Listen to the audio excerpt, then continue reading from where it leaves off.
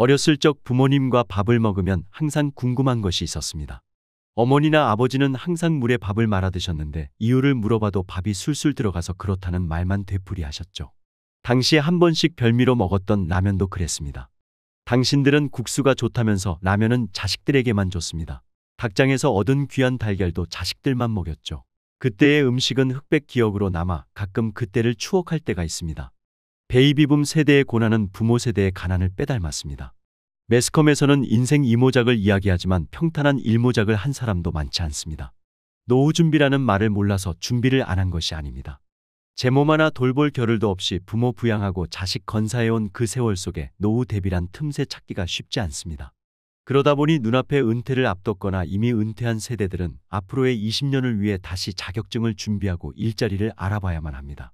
공무원이나 교사 또는 공기업 직원 등 정년보장 직장이 아니라면 대다수는 준비 없이 정글 밖으로 밀려 나오게 되고 현직에 있을 때 왜 노후 준비를 안 했냐며 자식들에게 핀잔을 듣기도 합니다.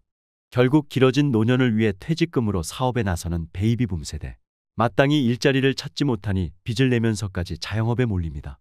한 조사에 따르면 60대 은퇴자 52%가 창업을 생각하고 3명 중 2명이 폐업이나 휴업을 한다고 합니다. 미래를 꼼꼼하게 준비한 사람도 있겠지만 미처 준비를 못하니가 더 많습니다. 노후에 가장 불행한 사람은 자식들에게 손을 벌리는 사람이라고 합니다. 나이가 들면서 세상을 살아보니 부모님이 재산 한 푼 물려주지 않더라도 본인들 노후만 잘 준비되어 있어도 자식에게는 큰 힘이 됩니다. 노후에 자식이 최고라는 말은 넣어두시고 이제 자식이 없다고 생각하고 노후를 대비해야 할 때입니다.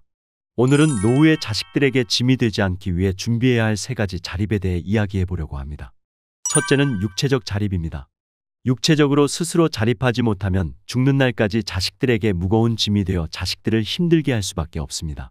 따라서 나이 들수록 육체적 자립을 통해 다른 사람에게 의존하지 않아야 합니다. 내 스스로 먹고 걷고 움직일 수 있는 능력을 갖추는 것이 무엇보다 중요한 것이죠. 우리의 몸은 나이가 들어감에 따라서 점차 쇠퇴하기 마련입니다. 따라서 자신의 기초 체력을 유지하는 것이 무엇보다 중요한데요. 기초 체력은 근력에서 나옵니다. 나이가 들면서 힘들다고 앉아서 움직이지 않고 있으면 나중에 걷고 싶어도 걷지 못하는 때가 빨리 다가옵니다. 누우면 죽고 서면 산다는 이야기처럼 나이가 들면서 근력이 줄어드는 순간 관절염이나 골다공증으로 인한 통증과 함께 우리 몸은 급속히 노화가 시작됩니다.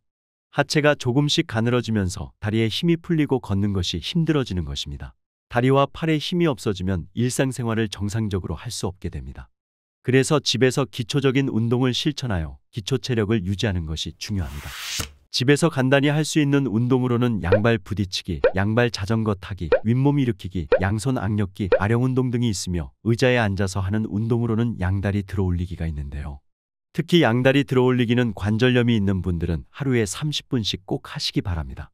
서서 하는 운동으로는 무릎 들어올리기, 양발 뒤꿈치 들어올리기가 아주 효과가 좋습니다. 또 65세 이상 시니어들 중에는 낙상사고로 사망하는 경우가 생각보다 정말 많습니다. 낙상사고를 예방하기 위해서는 몸의 균형 운동이 중요한데요. 우리가 집에서 할 수 있는 간단한 균형 운동으로는 한 발로 서기가 있습니다. 눈을 감고 한 발로 서서 30초간 유지하는 방법으로 매일 10회씩 반복하고 익숙해졌을 때 시간을 늘려가면 더욱 좋습니다. 이런 간단한 근력 운동을 매일 규칙적으로 꾸준히 한다면 기초 체력을 유지할 수 있습니다. 둘째는 경제적 자립입니다. 자식에게 짐이 되지 않으려면 경제적으로 여유가 있어야 합니다. 가난한 부모는 자식에게 짐이 될 수밖에 없는데요. 부모가 가난해진 이유는 자식들을 위해 살다 보니 자신들을 위한 노후 대책을 뒷전으로 미룰 수밖에 없었던 것입니다. 자식 노릇과 부모 노릇을 하다 보면 가장 뒷전으로 미뤄지는 것이 바로 우리들의 노후 대책인 것이죠. 그러나 결과적으로 가난한 부모는 자식들에게 짐이 될 수밖에 없는 게 우리네 현실입니다. 따라서 퇴직 후에도 인생 2막을 위해서는 새로운 직업을 가져야 합니다. 지금은 평생근로와 정년퇴직의 개념이 사라졌습니다. 첨단 기술의 발달과 기대 수명의 연장, 사회의 급속한 고령화로 인해 40, 50대는 물론 60대 이후에도 다른 일자리를 찾아야 하는 시대가 되었습니다. 따라서 죽는 날까지 자기 개발과 지식을 습득하여 새로운 도전을 멈추지 말아야 합니다. 셋째는 정신적 자립입니다. 나이가 들어가면서 가장 무서운 병이 치매와 우울증입니다.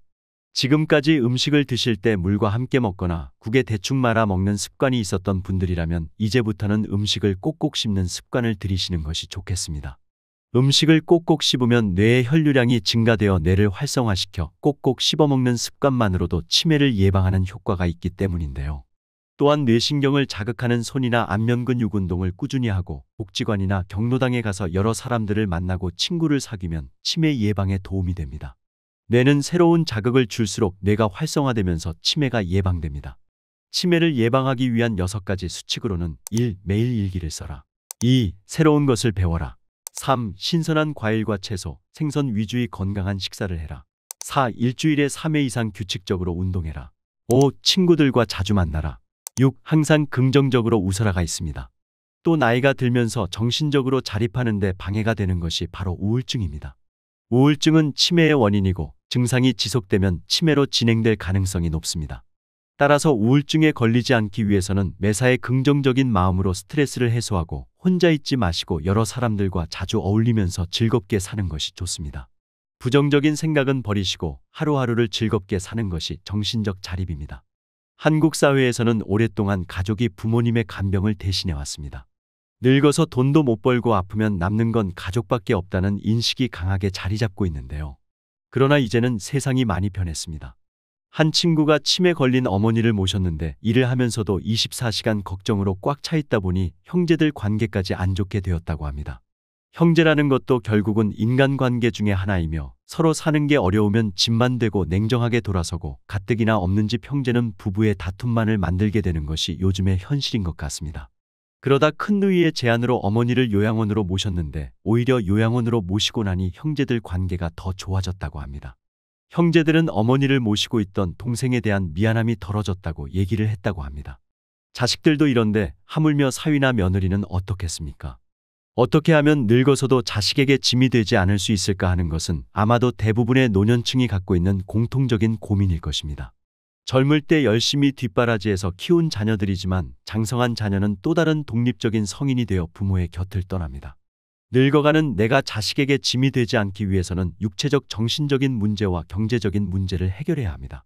나 스스로 새로운 것들을 적극적으로 배우고 급격히 변화하는 사회에 잘 적응하도록 해야 합니다.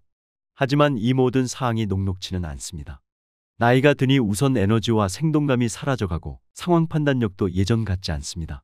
눈은 더 침침해지고 기억력은 급격히 감퇴하고 있습니다. 기술 변화도 너무 빨라 매일매일 다른 세상이 펼쳐지고 있습니다. 장성한 자녀들의 도움이 더없이 필요하고 이제 늙고 쇠약해진 몸과 마음을 자녀들에게 기대고 의지하고 싶지만 내가 잘할 때와는 달리 자녀들에게 기대고 의지하는 것이 현실적으로 어려운 시대가 되었습니다. 노을은 곧잘 석양과 비유됩니다. 벌겋게 타오르는 석양은 정말 멋지죠. 그렇게 멋진 노후가 된다면 얼마나 좋을까요? 여러분의 멋진 노후를 시니어 정보쇼가 항상 응원하겠습니다. 오늘도 끝까지 시청해 주셔서 감사합니다.